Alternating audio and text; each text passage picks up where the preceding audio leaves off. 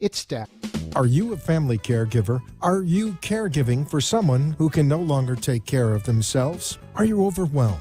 This is Caregiver Solutions Info with Marcia Teal. Marcia will be hosting an hour of true stories and information, tips and updates of the latest research and necessary information in the caregiving field, focusing on you, the family caregiver. An Alzheimer's disease and dementia care expert, Marcia has 15 years of hands-on experience at Arden Courts, a leader in assisted living dementia communities here in the U.S. Marcia covers everything you need to know as a family caregiver, especially if you care for a loved one with Alzheimer's disease or other related dementia or chronic illness. If you have a friend or relative that is also a family caregiver, call them now. They won't want to miss a minute. And let them know they can watch on caregiversolutions.info. And they can listen on WNN 1470 AM in South Florida or nationally on the iHeartRadio app.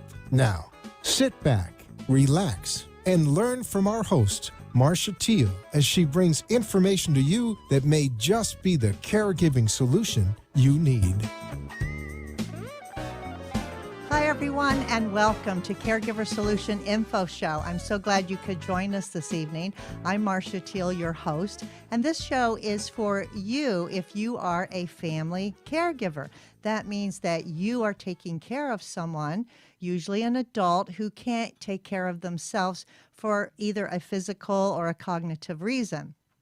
We do especially talk about dementia on this program and caregivers taking care of people with some form of dementia, whether it's Alzheimer's disease or a Parkinson-related dementia, a vascular dementia, frontal temporal lobe dementia.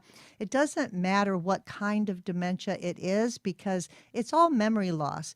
And caregiving is not easy, to say the least. And most caregivers don't sometimes even realize that they are caregiving when they do a lot of things for someone who really can't do things for themselves. And if you are in that position, how did you learn how to do it? Most people have to learn on the job. It's an on-the-job training. There's no college to go to for being a caregiver, and most people are thrown into that role.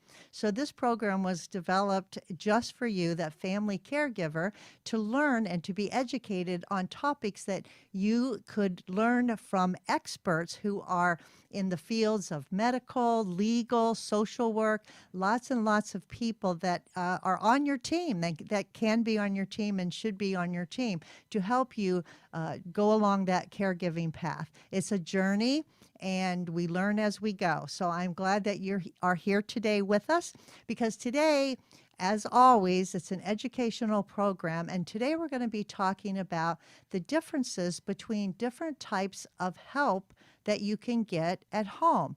When you're stressed out, when you can't be there, when you need to go out of town, when you just can't stand one more day without some time for yourself, what do? And so most people start with someone coming into the home. But how do you know who to pick? How do you know who to call? How do you know what you need to have in the home? Do you need a nurse? Do you need a home health aide? Do you need maybe just somebody to come and kind of babysit, so to speak, be with your person to keep them safe? So these are the kind of questions that caregivers ask and need to know, so that if you find yourself in this situation, you'll know exactly where to turn, who to call, and what you need. And so today, helping me is an expert in the field. He has a company called Seniors Helping Seniors. He is the owner and operator of Seniors Helping Seniors, and he serves the Delray Beach, Boynton Beach, and Lake Worth residents here in South Florida. His name is John Imperatore, and he is joining us live here in the studio in Boca Raton. Welcome, John.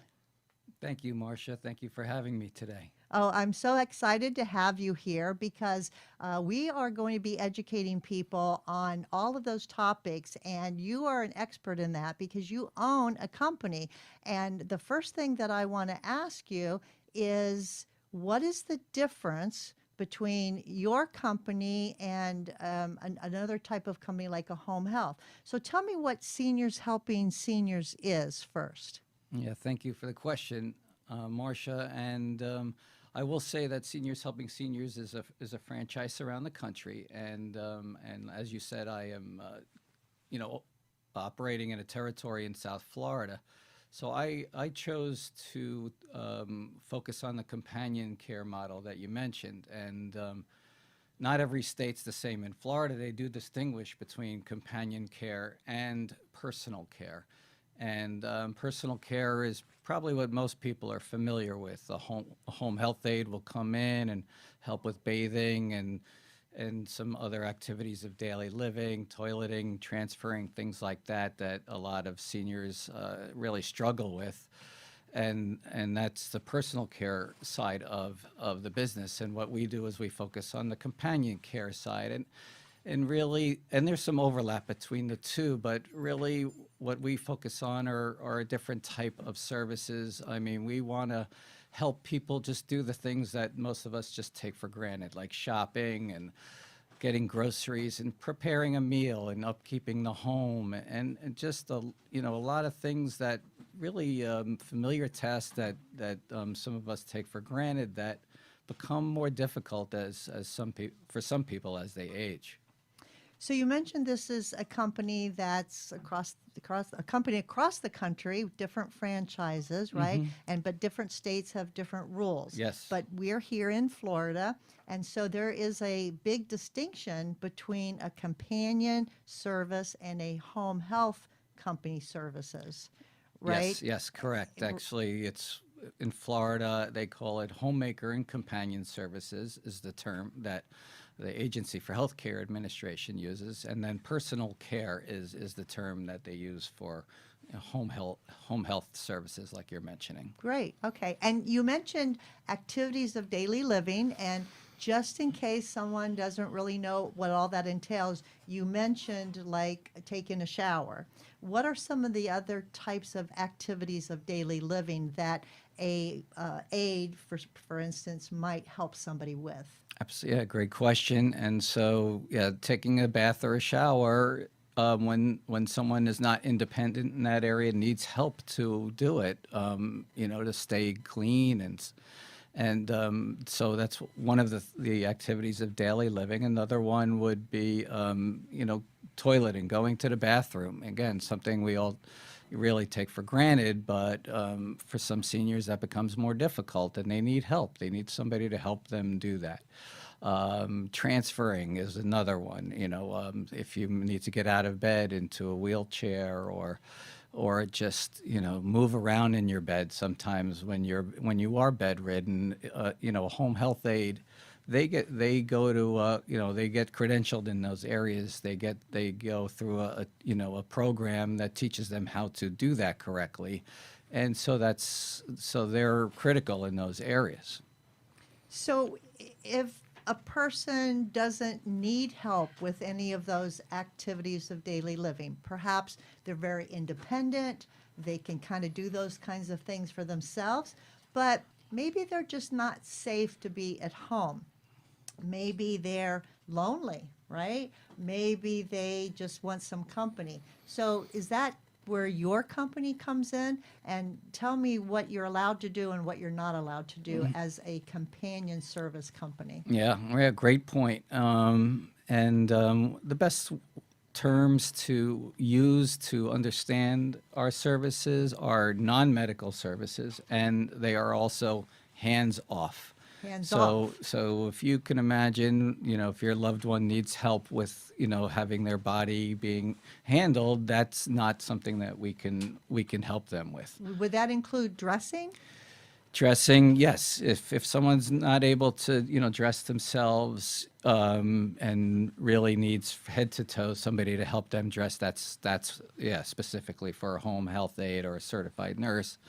We can, of course, if somebody just needs help putting their arm through a sweater and we're just, helping somebody, just make it a little easier. That's something That's okay. we have no problem doing. But yeah, these are important distinctions because there is training that's required to do those things the right way. What about medications?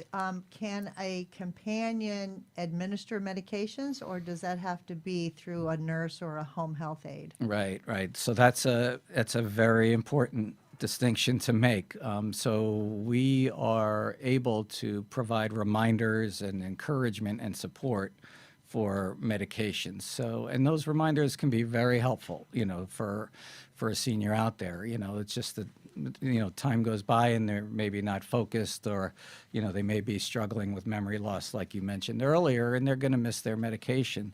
So somebody, is right there to remind them and to sort of steer them in the right direction. And, but yeah, we have to be careful that we're not handling the medications and we're not administering the medications, because that's just an area for a nurse, frankly. Okay, and that's just part of the rules and regulations of the different types of companies. Exactly. But I think it's real important for people to know that there are companies out there like Seniors Helping Seniors. That's a companion service, because so many seniors don't need anything but reminders. Remind you to take your medicine, remind you to eat. Now, can a companion in the home, can they prepare food?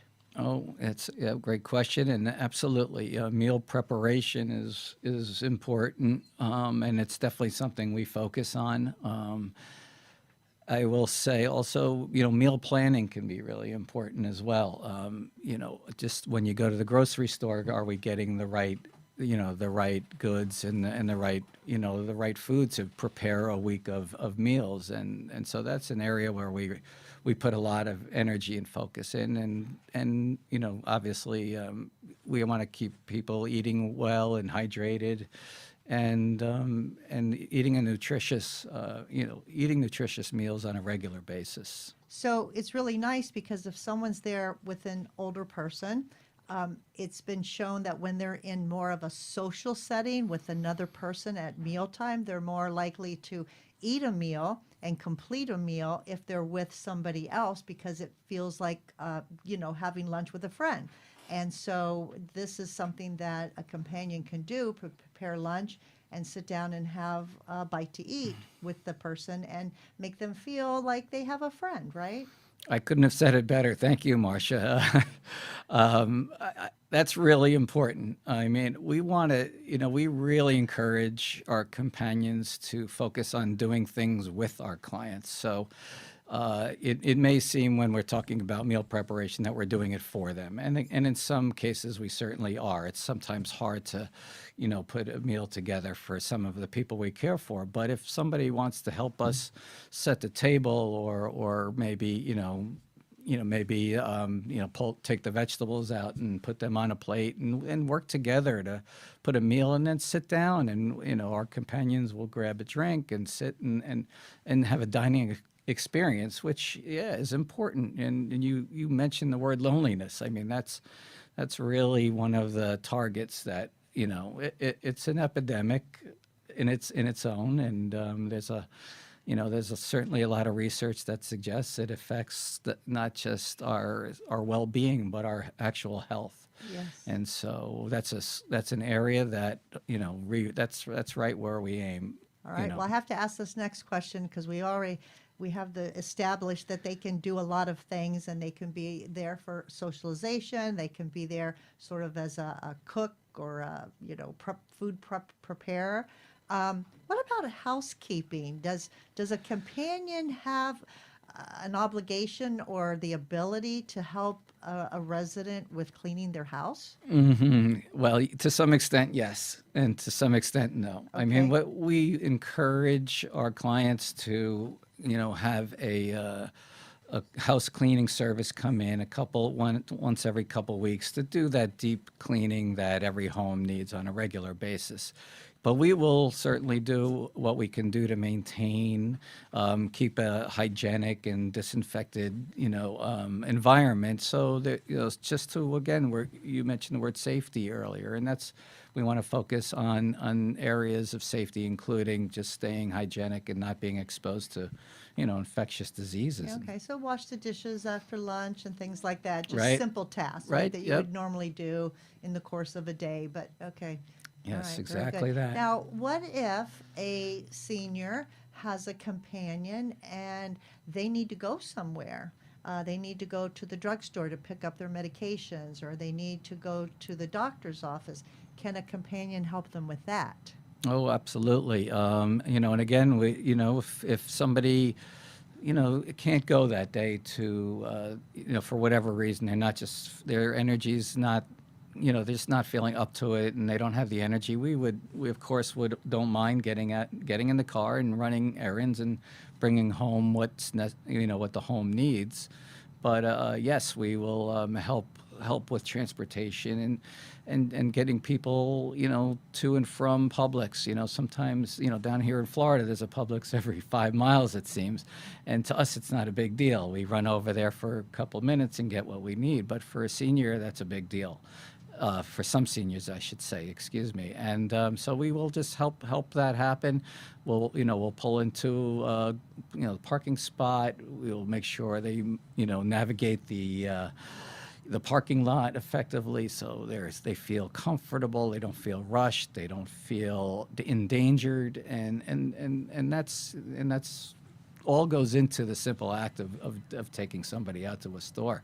Yeah, that is so important, because to get out to a store if you're homebound is so exciting to somebody, to be out in public, to have normal things to do, and to have someone to go with you so you don't forget where you parked your car, or you don't get lost in a store, because those things can happen, and it can be very frightening for an elderly person, especially maybe with mild cognitive impairment, starting things like that, where they're pretty okay. But I mean, look, I will be the first to admit I've lost my car before in the parking lot. Mm-hmm. And so That's I teach people little tricks, how to remember where they park. But older people, they just park and go, and then it's really difficult. But to have somebody there, like you said, gives them that sense of security and safety, and being there, and perhaps not even being taken advantage of sometimes, which an elderly person can be.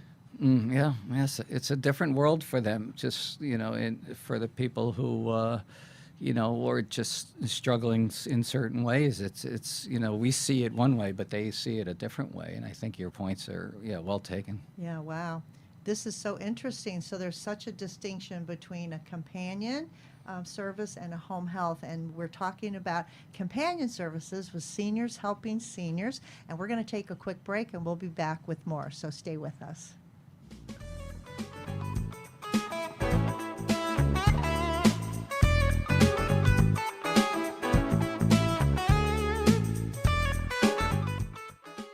Arden Courts is not just a place to live, it's a place to call home. Residential living combined with quality caregiving. This is the philosophy behind Arden Courts. Communities created exclusively for individuals with Alzheimer's disease and related dementia who would benefit from a safe and structured environment. For additional information about any of the unique services Arden Courts provides, call 888-478-2410 to locate a community nearest you. Inquire about our educational seminars, resource library, or support groups, or simply feel free to ask questions you may have about Alzheimer's and related dementias. At Arden Courts, we know, we understand, and we can help, because memory care is all we do.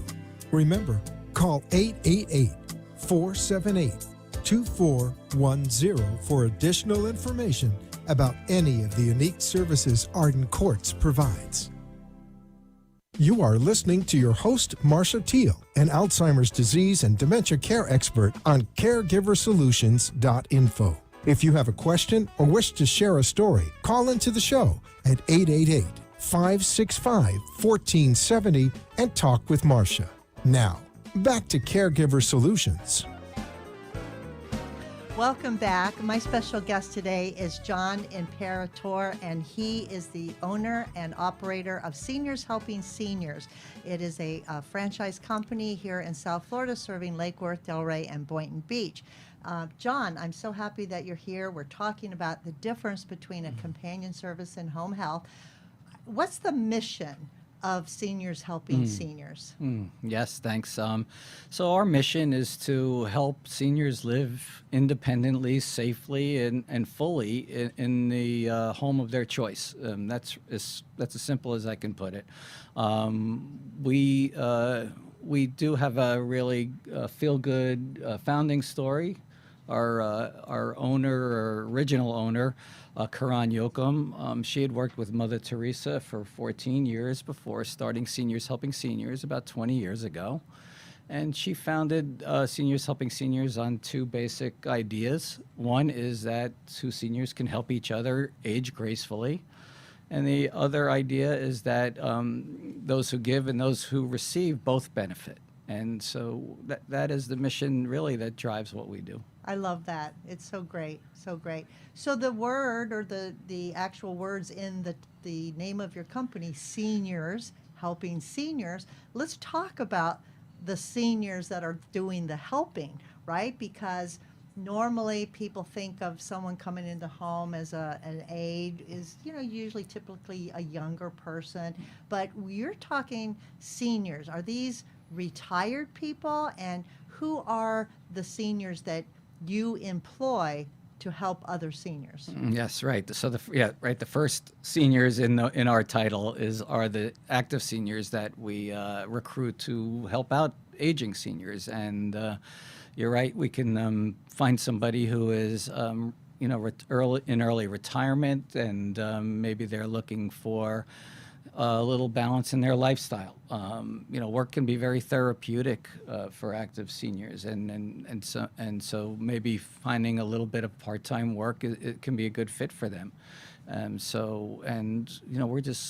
We also find mature workers have a history of being dependable and using their life experience and wisdom to handle certain problems. I mean, it's for us, it's a critical part of what we do. Well, what I really love about what you do with the company, the Seniors Helping Seniors, is the client, if you will, the one that needs the help, they have a friend. It's their peer. It's somebody who's close to their age, someone who's had those life experiences, who can identify with the lifestyles of the client, someone who can talk to them about history when they were younger together, in the same generation. And I love that, because that is what they're there for, to help them as a senior, but they have so much in common. And I think that is just amazing, because a lot of older people that need help, they don't want help, right? They'll say, no, I don't need any help. And that's because they don't want a young whippersnapper, coming into their home and telling them what to do, and kind of bossing them around. That's what they think, okay? That's in their mind. And they say, no, I don't need a babysitter. Mm-hmm. But when someone shows up at their door who looks like them, acts like them, and has the same type of background, all of a sudden it's like, oh, yeah, come in. We can sit down and we can have some coffee and we can talk together. And at the same time, the senior is still helping the senior. And I think that is just a marvelous, idea. And I think that so many people may not know that this type of service is available. So that leads me to ask you, John, how do you find the seniors, the retired or semi-retired people, and how are they qualified to do this type of work? How do you vet them, and how do you know that they can do this kind of work? Yeah, well, it's a great question. How do we find them? There's a lot of different ways to do that. But since we are a very local business, we want to find local resources where we can, just talk to seniors in general and let them know that we're here, and that this is something that they can consider to be an option, a lifestyle option. People who might have a history of volunteering, Okay. they're always going out looking for a mission that they want to support, and they give their time into that mission, and they make a big difference. And we sort of function in a very similar way. We're there to really turn lives around. People who are older, seniors are underserved, and we know now that active seniors are underutilized, and so they have a passion for helping others. They find us somehow, and we find them, and there's a variety of resources we use. I mean, we'll go to, local religious congregations and just try to get the word out, let them know that we're here, and the local communities in Florida, we just want to put a little notice in their newsletter or something like that. And again, just let them know that we are an option for them. So some families might be concerned about a stranger coming into the home that, a retired, might not be a retired police officer, which they would think, oh, that would be great, right? It might be a retired person from some other type of business that, they don't understand or they don't know about. How do you make sure that these people that you're hiring are safe to go into someone's home? How are they vetted? Yep, great question again. First of all, we realize it's a big deal to be invited into somebody's life, into somebody's home, and we want to take that seriously. So we go through a pretty rigorous process. We will start by first trying to get to know the person. Maybe we do get a lot of word of mouth, so we have somebody who invites a friend into our group, so that's super helpful. But there's a whole process involved. Everybody has to go through a level 2 FBI background check. That's mandatory. We will try to get professional references, personal references. Fingerprinted too? Well, fingerprinting is part of the background check. That sort of gets the ball rolling, and then it goes to the FBI and the Florida Department of Law Enforcement, and then someone's background is investigated by those parties. So just like a home health aide would be vetted that way with the background check, make sure there's no, felons or anything like that. You have to do the same thing for the companion services. Exactly. Okay, Yes. good. Yes. Good to know. So that in that respect, people are covered and they can feel comfortable, right, knowing who's coming into the home. But more important, I think, not more important, but just as important, I would wonder, how do you know that a certain senior is going to be a match to the client? Because what if their personalities clash? What if they show up and they just don't like each other? How do you kind of control that or make it happen so that it's a good fit? Mm-hmm. Yes. Well, I do. One of my main jobs is being a matchmaker. You're the matchmaker. That's yes, yeah. And I will say it's a little more of an art than a science. There's no exact way of knowing how that's going to turn out. But we do look at a couple of things. And as you mentioned earlier, does someone have some common interests? Does someone maybe come from, we're in Florida and people are coming from New York and other cities. Maybe somebody comes from a town nearby where the client originated. And so, there's a lot of different factors that will come in. And we do encourage family members and the client to meet the people we recommend at the end of the day. So we'll have a meeting beforehand, and it'll be a meet and greet, get to know. We open up the floor for any questions, and yeah, we think that's all these steps that we take to ensure the safety and try to encourage the satisfaction of the client are important steps, and we don't mind taking our time doing that. Great. So hopefully it's a match made in heaven, That's right. That's Okay. And it does happen. Believe it or not, well, it does happen. I'm sure it does, and that's the goal. So we're going to take a break. We're going to give away a free book. During this time, you want to grab a pen and a paper and write down how you can get a free book when we come back from break. And we're going to actually be meeting one of Seniors Helping Seniors employee that works for John in the company and get her side of the story how she relates to the senior. And so this is going to be great. You'll want to be sure to be back for that. So stay tuned. We'll be right back.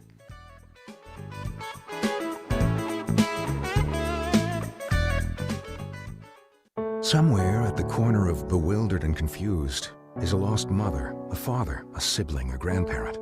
Wandering is a common symptom of Alzheimer's or related dementias and can often make those who care for a loved one feel just as lost. If you're looking for a place that's safe and secure, look to Arden Courts. Memory care is all we do.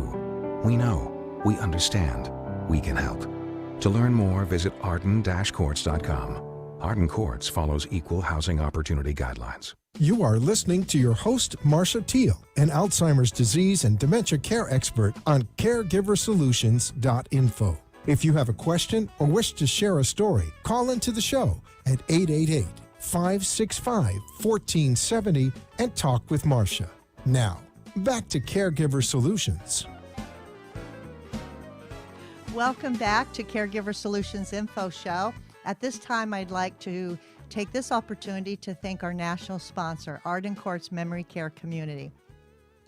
Arden Courts is a great resource, and this book is something that they would like for you to have just because you're tuned into the show. You're either watching us on your smartphone or your computer, listening to us on iHeartRadio or a local Southeast Florida radio station.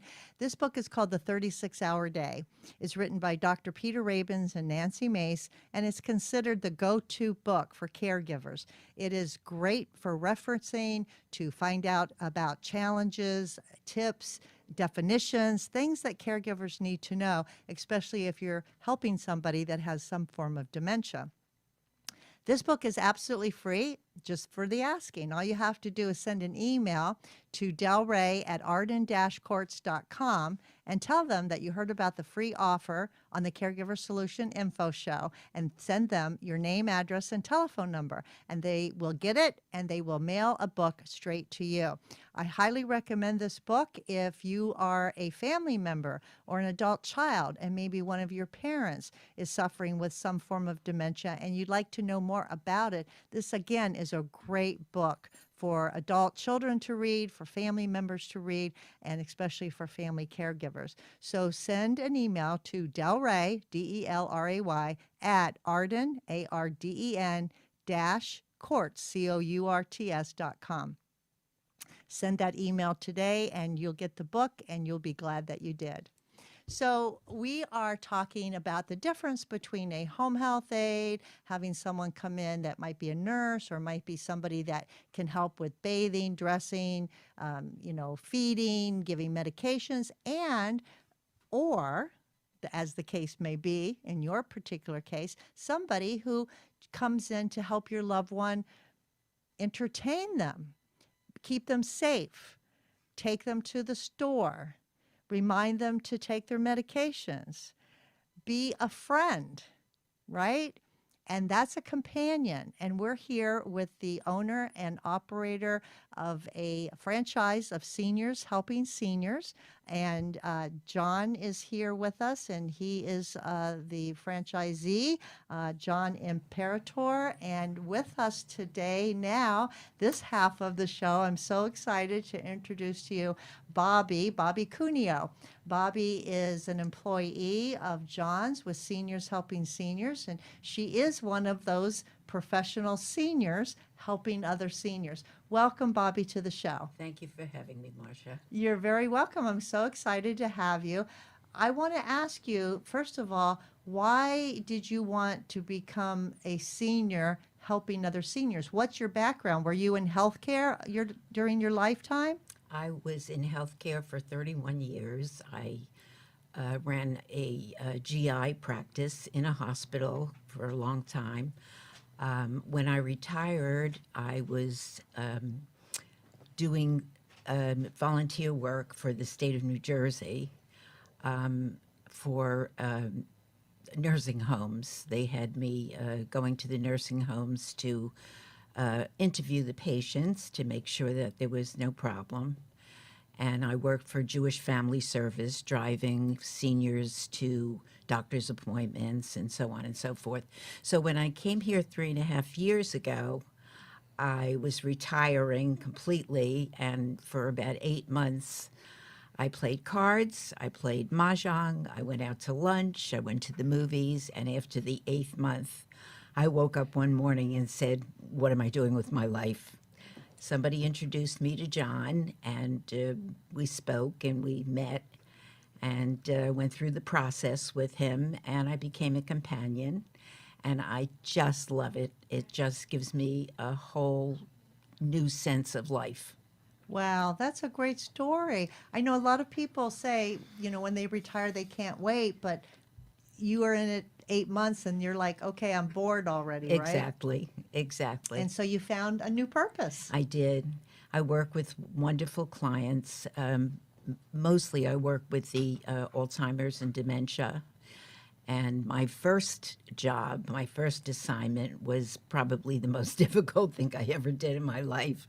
I walked into a 63-year-old patient with frontal lobe dementia, and she could not put words together. I would come in the morning, and she would say, "The fire engine's in the sink." And after a while, I got to be able to communicate with her, and it worked out very well. I was with her for almost a year. Was that your first experience with someone on a one-to-one basis with frontal temporal lobe Yes. dementia? So you know that they have trouble expressing themselves, and sometimes they don't talk at all. Right. Other times they don't have the words to say. So when you walked in and she said, "The fire engine's in the sink," what was your first thought? I thought, oh my gosh, what did I get myself into? But after a while, we became best friends. I was able to communicate with her on her level, and I was able to understand what she was trying to convey to me. I developed a program with her. We played music all the time. Her husband told me she loved opera. And we did painting and puzzles, and she became so involved that she couldn't wait every time I came in to do it. You were her new best friend. So one day we were listening to opera, and her husband was in the other room, and she started to sing in Italian, words in Italian. The right words. The right words, I suppose. And I called her husband in, and the two of us just stood there with our mouth hanging open. She loved music so much. It was just what kept her going. Wow. So we had a good run for almost a year, and then I went to the next patient with other areas of dementia, and Why did it only last a year? her husband couldn't keep up with the responsibility of the home and her. She was progressing, and it was difficult. So they went into an assisted living, and she was in memory care. And I cried when she went in because I just loved her. She was my friend. So you were her friend and she was your friend. So how does it feel to be doing this job? What does it do for you? I know what you do for the seniors, but what does it do for you? It makes my heart sing. Aww, I love When that. I see these people responding to what I do with them, it just makes me so happy. I just feel like I've done something to change the world. That's lovely. Yes. Make the world a better place. Yes, for sure. And For did you sure. ever think that this would be something that you'd be doing? I've worked my whole life. I had very responsible positions, and I worked to pay the mortgage and to get my kids through college. What I'm doing now makes me feel like I'm giving back to the world, Wow. and that makes such a difference. Such a difference. So after this one particular lady, your first one, you learned, so you didn't, throw in the towel, Nope, right? nope. You found that there was satisfaction and Yeah, there I was was rewards in for the long haul. for the long haul, right? And so, can you tell a story of another client, perhaps, that you've been working with that Okay. you helped? This second one was a very feisty lady. She was a 90-year-old, and she just wanted to go out all the time. So we used to go out to lunch a lot, and she didn't want any parts of music or anything like that. So one day she was kind of melancholy and she just wanted to stay in. And I turned my CD player on, made some music, and she loved it. She was listening to Barry Manilow and she started singing the words. And I painted, took some paints out with her, and she enjoyed painting. So I feel that when you get them involved, it brings them to a level where they can just do what makes them happy, and it's an escape as well. So trying to find something that they enjoy and Exactly. providing that for Exactly. them. And music is the main thing. You turn that music on, and if it's opera or Barry Manilow or whatever, they go back to the days when they listened to this music, and it brings them to a happy place. I bet you've become a little bit of a dancer too, right? Dancing with Oh them? yeah, we do a little. I bet I would definitely be, doing the boogie woogie there, Yes. with them. That's awesome. We're going to take a quick break. When we come back, more about seniors helping seniors. We'll be right back.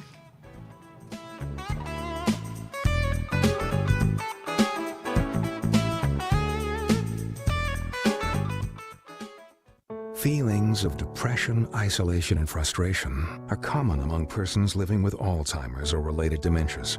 It's common among those who care for them, too. It takes a lot of patience and courage. It also takes knowing when you can no longer do it alone. At Arden Courts, memory care is all we do. Talk to us. We know. We understand. We can help. Don't let guilt keep you from making the right decision. Visit arden-courts.com. Arden Courts follows equal housing opportunity guidelines. You are listening to your host, Marcia Teal, an Alzheimer's disease and dementia care expert on caregiversolutions.info. If you have a question or wish to share a story, call into the show at 888-565-1470 and talk with Marcia. Now, back to Caregiver Solutions. I'm here with my special guest, Bobby Cuneo from Seniors Helping Seniors, and she works for John Imperator, and he is the owner and operator of the South Florida Seniors Helping Seniors, serving Lake Worth, Delray, and Boynton Beach. And it's a franchise throughout the country. We're lucky to have you here in this part of Florida. Thank you all for being here. Bobby, you were telling us about your experience, that you retired. Now you're a senior helping other seniors for John's company. What things have you discovered during this time that you've been helping seniors? Anything that you want to share that you feel that you've discovered that you didn't know before? I find a lot of similarities between the different patients. Most of them are craving sugary candy, cake, just a very sugary diet. I find that all of them have not had a diet of fruit and vegetables their whole entire life, that they've eaten this way forever. I just feel that there's something to say about that. Well, they do say that as we age, that we do lose a lot of our taste buds for certain types of food, because parts of our tongue are for salty and sweet and sour, right? And they say that because people mostly seem to keep that taste bud for the sugar, for the sweet, as they age.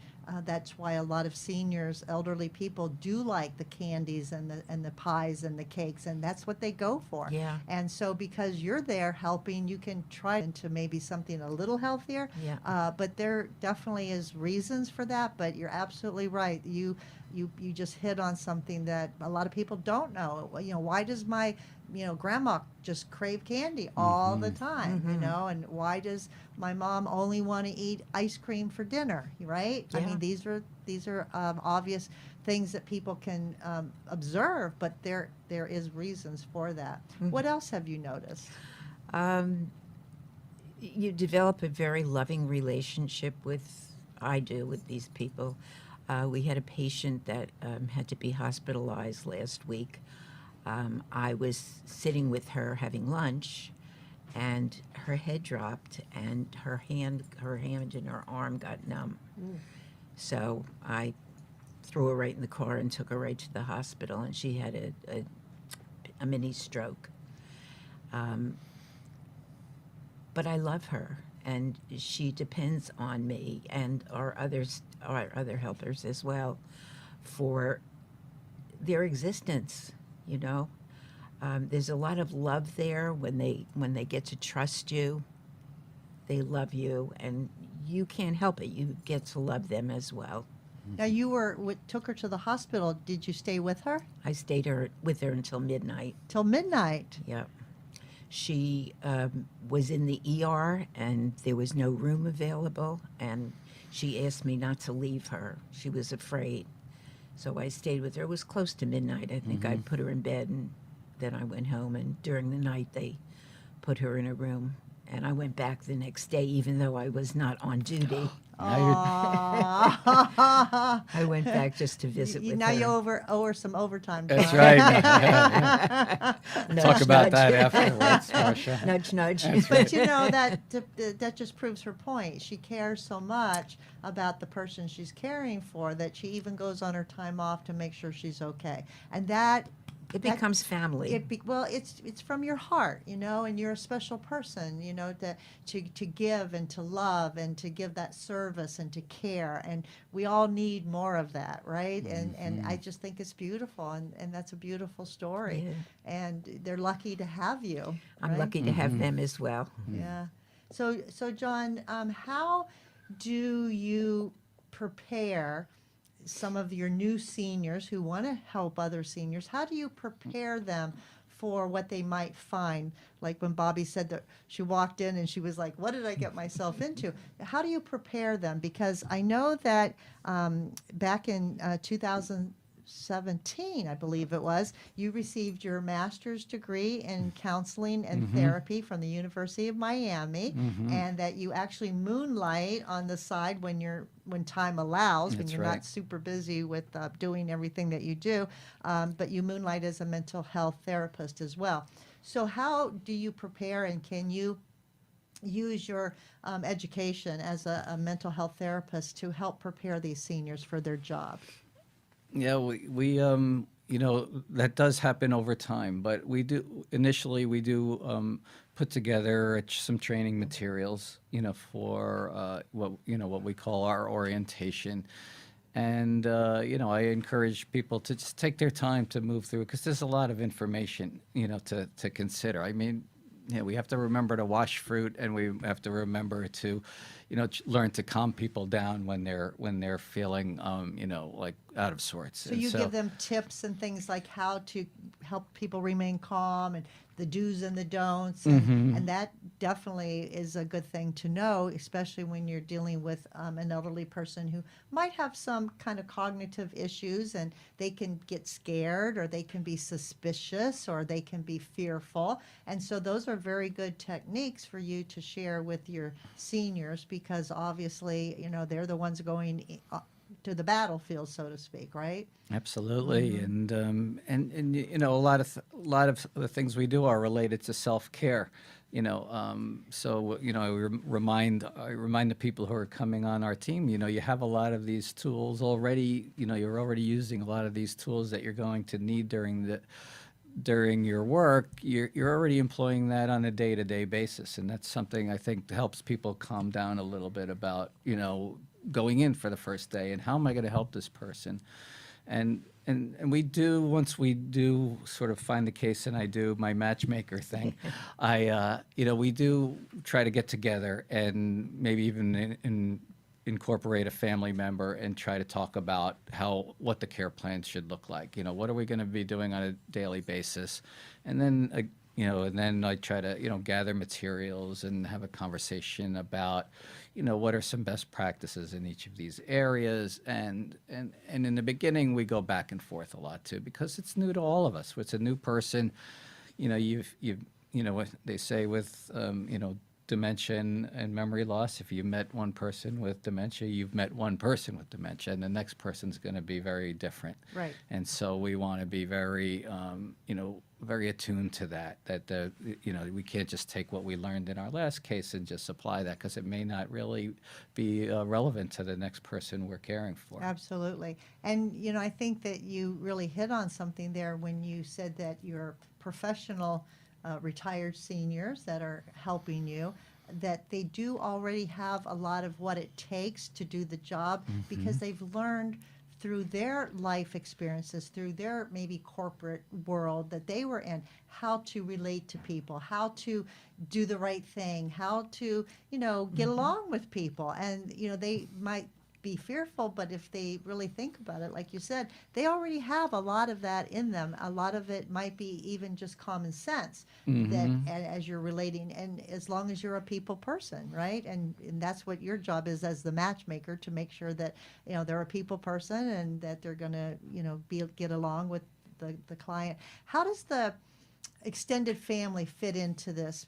Do you have, I know that Bobby helped a lady that she was married, and her husband, and helped a lady because he needed a break probably, and he Exactly. couldn't be the 24/7 person Right. there, and you can't do it all, right? It takes a village. He was exasperated. He was He exasperated. was so happy when we came in to help.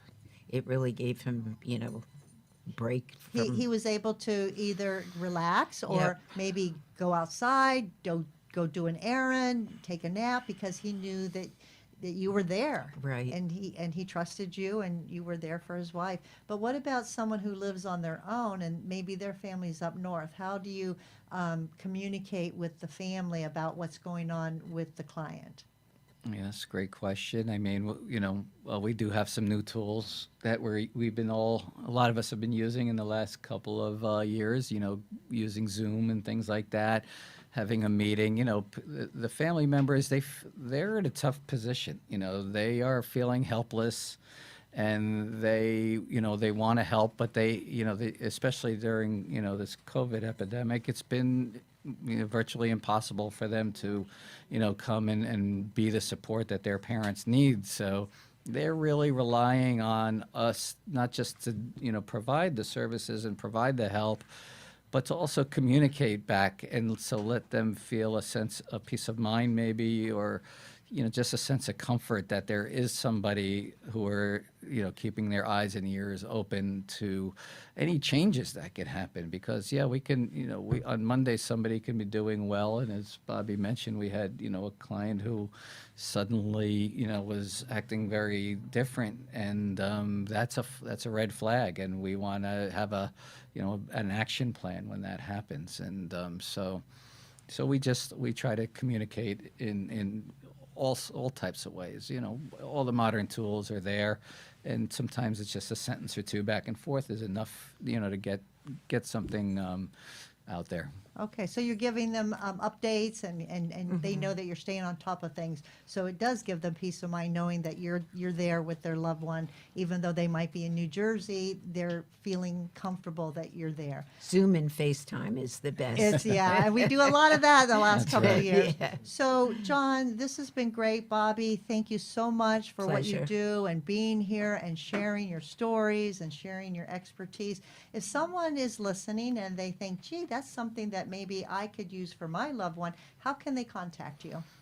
Yes, Marcia. So, again, we are focusing on senior residents in Delray Beach and Boynton Beach and Lake Worth. And if somebody has a loved one outside of that, I can help them find a Seniors Helping Seniors franchise. And our website is shsdelrayboynton.com. And you can, and I have a phone number that you could Google Seniors Helping Seniors in Delray and Boynton Beach, or call me personally at 561-572-9737. And, we're here to answer questions. There's no bad questions in this business. So just, give us a call, and if we can help, we'll let you know. Wow, that's awesome. Well, thank you so much for being here.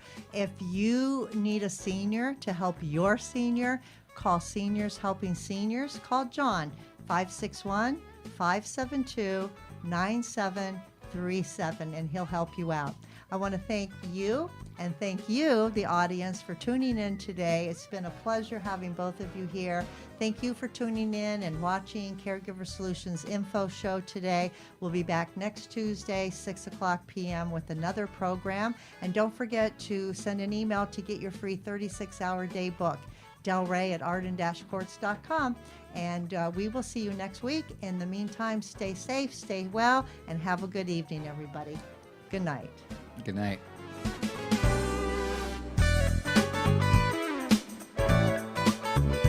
Thanks for joining us for this week's Caregiver Solutions with Marcia Teal. Join us next week as Marcia, who has 15 years of Alzheimer's disease and dementia care experience, brings you more needed information to help with the care of your loved one. This show can be seen again on caregiversolutions.info, and questions can be left on the site, which may be used on the program to help others. See you next week for more.